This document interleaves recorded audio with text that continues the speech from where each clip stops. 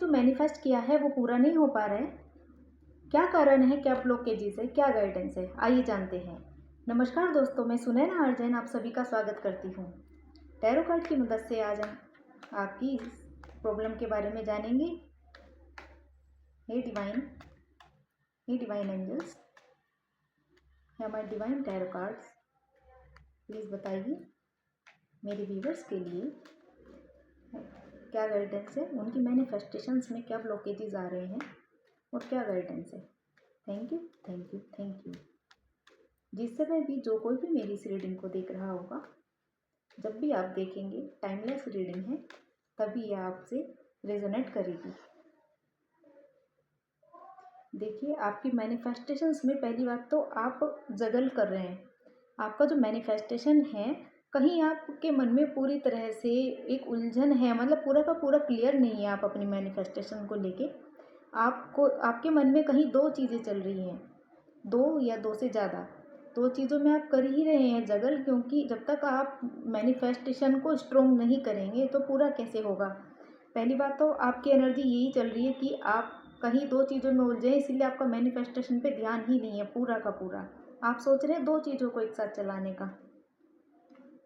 अब परेशानी है क्या आ रही है, क्या ब्लॉकेजेस आ रही है? ब्लॉकेजेस आ रही है कि जो भी आपने मैनिफेस्ट किया है उसमें आप कुछ ज़्यादा ही लॉजिकल होकर सोच रहे हैं। हर चीज़ में लॉजिकल होना ज़रूरी नहीं है, ये आप सब जानते हैं। मान्य आपका मैनिफेस्टेशन किसी रिलेशन को लेकर है, तो यदि आप लॉजिकल हो जाएंगे कि ऐसा ही होना चाहिए, पूरी तरह से न्याय, इतना ज़्यादा कि भाई दूसरे ने इस तरह से किया, मुझे ऐसा करना है, ज़रूरी है। हमें कभी कभी माफ़ भी करना पड़ता है रिलेशन में।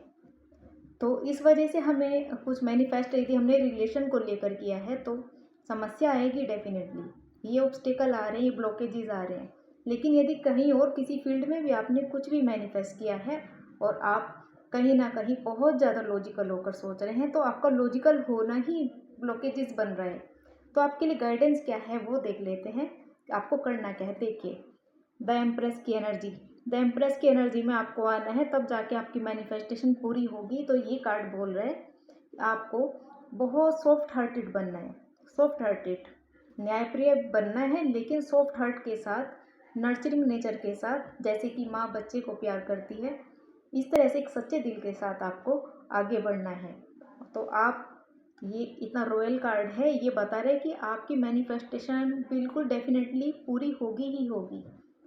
तो आप अपनी ब्लॉकेजेस को भी जान गए हैं, गाइडेंस को भी जान गए हैं, इसके अकॉर्डिंग चलिए। और यदि आप मेरे कार्ड्स के साथ कहीं भी थोड़ा सा भी कनेक्शन फील करते हैं, रेजोनेट करते हैं, तो please like, share and subscribe ज़रूर करें और कमेंट बॉक्स में ज़रूर बताएं।